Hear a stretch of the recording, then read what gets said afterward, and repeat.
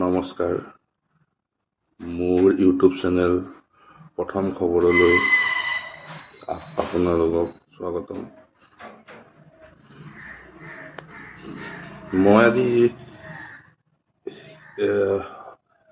বৰ্তমান সকলোৱে জানে যে অসমত শিৱসাগৰত বানপানীৰ যি ভয়াৱহ ৰূপ, তাৰ বিনিময়ত কিমান মানুহৰ ক্ষতিগ্ৰস্ত হৈছে, তাক লৈ পিনে কিছুমান কথা ক'ব বিচাৰোঁ। মোৰ ক'ব লগা এটাই যে এইখিনি সময়ত মানুহে মানুহক সহায় কৰাটো অতি প্ৰয়োজনীয়, আৰু বহুতে, সকলোৱে বুলি ক'লেও ভুল নহয়, কৰিছে, ভাল লাগিছে। ময়ো মোৰ ফালৰ পৰা যিটো পাৰোঁ দিছোঁ। মই আগতে কওঁ যে মই সিমান দিব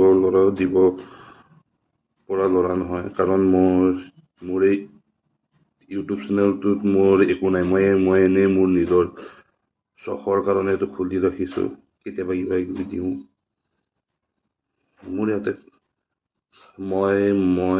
মই এনেই নৰ্মেলি ৰেপিড' চলাওঁ, তাকো ৰেপিড' স্কুটি। দিনটো ৰাতিপুৱাৰ পৰা গধূলিলৈকে মই ৰেপিড' চলাওঁ। তো মোৰ ছ'চিয়েল মিডিয়া মই বহুত কমেই চাওঁ বুলিব পাৰি, কাৰণ সময় নাই। তো মোৰ সামৰ্থ্য হিচাপে মই কিবা এটা দিছোঁ।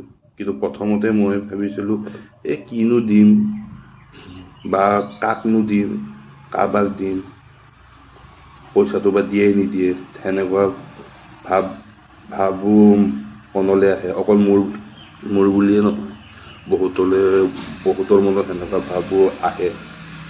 তথাপিও মানুহে দিছে, বিশ্বাসত দিছে, আৰু সেই বিশ্বাসটো আমি দেখিছোঁ অসমৰ বহুতো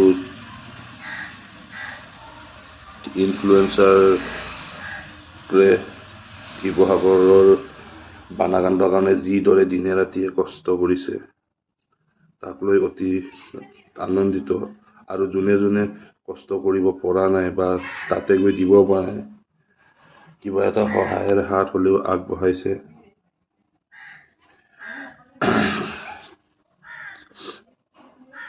মানুহৰ খোৱা বোৱা, বাচন বৰ্তন, ধৰি লওক টকা পইচা বহুতে দি আছে।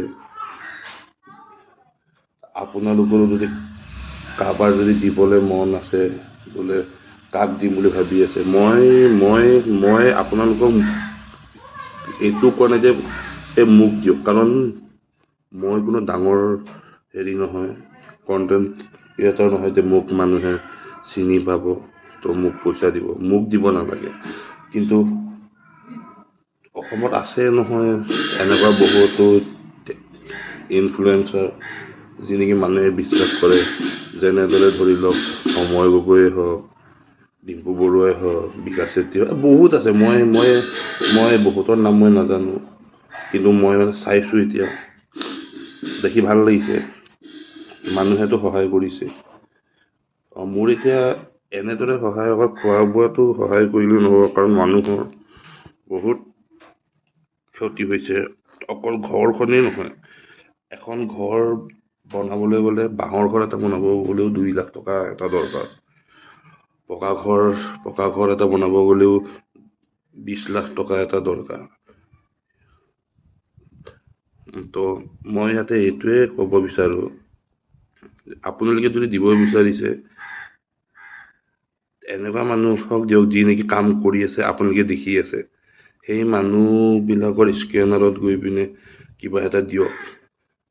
আৰু মোৰ মতেদি মোৰ গুৰুত্বপূৰ্ণ মোৰ এটা মনোভাৱ, অসমত মিনিমাম 4.5 কোটি মানুহ আছে। তাৰে শিৱসাগৰৰ বানাকাণ্ডত ধৰি ল'লোঁ, বেছিও হ'ব পাৰে, কমো হ'ব পাৰে। 5 লাখ মানুহো যদি বানাকাণ্ডত যদি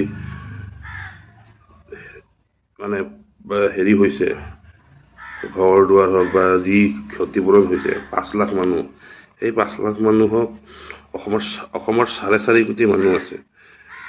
মোৰ ক'ব লগা এটাই, আপুনি বহুত টকা দি পিনেও বহুতে সহায় কৰিছে, কিছুমানে দিব পৰা নাই। কিন্তু নৰ্মেলি যদি আপুনি চাবলৈ যায়, অসমৰ 4.5 কোটি মানুহ প্ৰত্যেকেই যদি 1 টকাকেও যদি কাৰোবাক মানে কোনোবা এটা ধৰি লওক এই অসম চৰকাৰকে হওক বা চৰকাৰৰ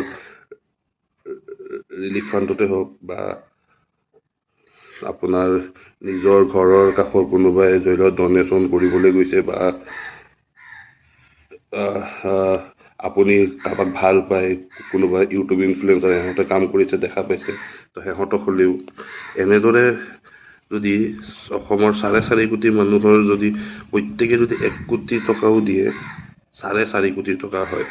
মই নৰ্মেল এটা মোৰ ফালৰ ধাৰণা এটা কৈছোঁ, 4.5 কোটি টকা হয়, 1 টকাকেও যদি দিয়ে, এইটো চিটুৱেশ্যনত মানুহে খোৱা বোৱা বস্তু চব পাইছে। মানুহক এতিয়া দৰকাৰ হ'ব ঘৰখন, মেইন প্ৰথম ঘৰখন। যাৰ ঘৰবিলাক ভাঙি চিঙি গৈছে, সিহঁতক এজন বা দুজন মানুহে অকলে এটা ঘৰ বনাই দিব নোৱাৰে। তো সকলোৱে যদি মিলি যদি আমি 4.5 কোটি মানুহে যদি এটা ধাৰণা কৰি 1 টকাকে দি হ'লেও 4.5 কোটি টকাত মিনিমাম 100, 200, 300 মানুহে হেল্প পাব মই কওঁ। কিন্তু 1 টকাকেনো কোনে দিব? বহুতে 10 টকাও দিলেও 1 টকাকে দিলে 4.5 কোটি, 10 টকাকে দিলে ভাবক কিমান কোটি টকা।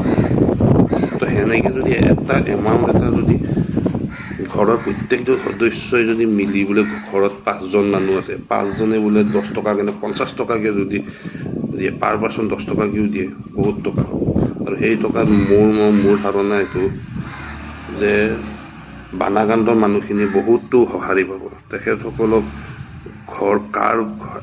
বোলে কাৰোবাৰ কেঁচা ঘৰ এটা পকা ঘৰ বনাই দিব নালাগে। যাৰ কেঁচা ঘৰ, সেই কেঁচা ঘৰৰ এমাউণ্টটো যদি আপুনি 1 লাখ টকা এটা যদি সেই 4.5 কোটিৰ পৰা দিয়ে, কাৰোবাৰ পকা ঘৰ, আৰু পকা ঘৰ কাৰোবাৰ ঘৰবিলাক মানে ভাঙি যোৱা নাই, ঘৰবিলাক মানুহৰ ভাঙি পিনে নাই যোৱা। কিছুমান একেবাৰে যিখিনি মানে গৰাখহনীয়া আছে সেইসকল মানুহৰ হয়তো ভাঙিছে, ন' ডাউট।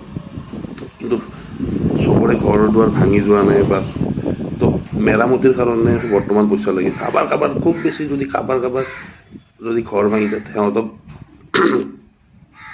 ঘৰ এটা বনাই দিবলৈ সিমান ডাঙৰ কথা নহয়। কাৰণ অসমৰ মানুহে অলৰেডি যিখিনি কৰি দেখাইছে নহয়, এতিয়া মানুহে মানুহক বিশ্বাস কৰিবলৈ শিকিছে। যোনে যেনেকৈ পাৰে দিয়ক, যাতে সেই শিৱসাগৰৰ বানাকান্ত মানুহখিনিয়ে আকৌ আগৰ নিচিনা এটা জীৱন প্ৰণালী কৰিব পাৰে। কাৰণ এখন মানুহৰ ঘৰখন অকল ভাঙি গ'লে নহয়, ঘৰখনৰ ভিতৰত থকা বহুতো বস্তু ভাঙি গৈছে। টকা পইচা, সোণ ৰূপ, কিতাপ বহী, কাপোৰ কানি, গডৰেজ, বিচনা, চোফা, এভৰিথিং লছ। সেই লছখিনি পূৰাবলৈতো বহুত টকা লাগে।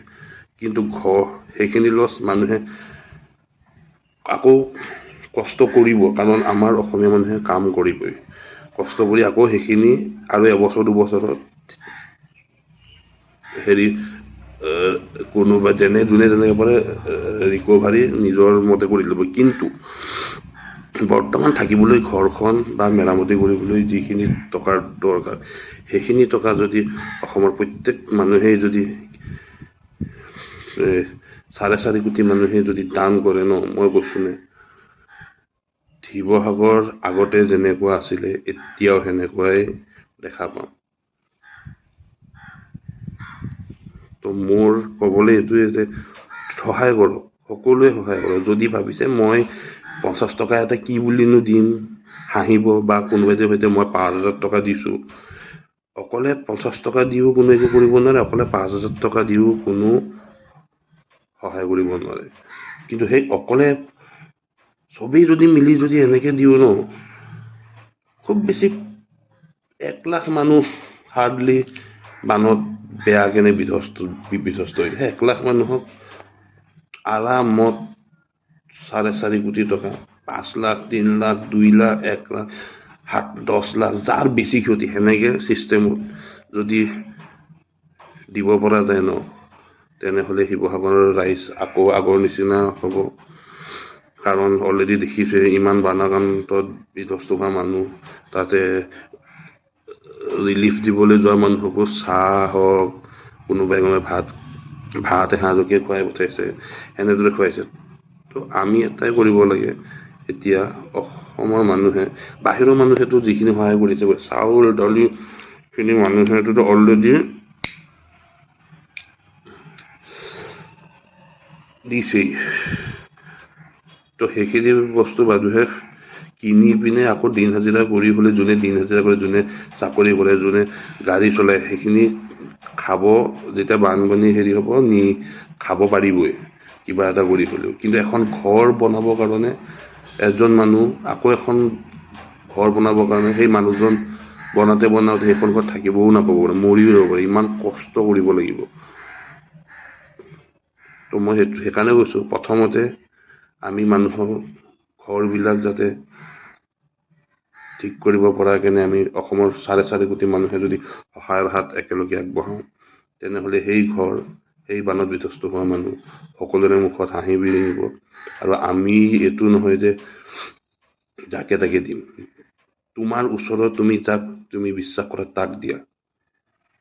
মই সময় গগৈক মই বিশ্বাস কৰোঁ, মই ডিম্পুক বিশ্বাস কৰোঁ, ডিম্পুক দিম। মই নাই অসমৰ চৰকাৰখনক বিশ্বাস কৰোঁ, চৰকাৰখনক দিম।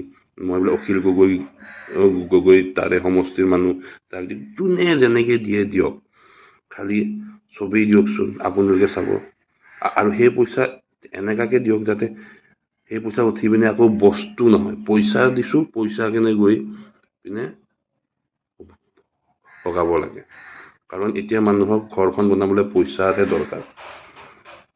চাউল দালি সেইখিনি মানুহে লৈ ল'ব যেনেকে হওক, খালি ঘৰখনৰ কাৰণে এতিয়া আমাৰ ভাবিবলৈ সময় হৈছে। আমি সকলোৱে মিলি পিনে সহায়ৰ হাত আগবঢ়াওঁ। জয় অসম। আমি আৰু এইটো জুবিন দেশৰ মানুহ বুলিও কওঁ। তো জুবিন দাৰ আদৰ্শটো আমি পাহৰি যাব নালাগে। কাৰণ মানুহে মানুহৰ বাবে, ভূপেন হাজৰিকাদেৱেও কৈয়ে গৈছে, ইয়াতে কোনো এতিয়া জাতি ধৰ্ম উচ্চ নীচ চাবলৈ নাই, খালি সহায় কৰক। আপোনাৰ এটকাটো বা আপোনাৰ 5 টকাতে আপোনাৰ মনত শান্তি দিব যে ময়ো সেই বানাক্ৰান্ত মানুহখিনিক হাত আগবঢ়াইছোঁ। প্ৰত্যেকে সহায়ৰ হাত আগবঢ়াওক। নমস্কাৰ, জয় অসম। আৰু মোৰ চেনেলটো লাইক কৰিব, শ্বেয়াৰো কৰিব আৰু ছাবস্ক্ৰাইব কৰিব। ধন্যবাদ।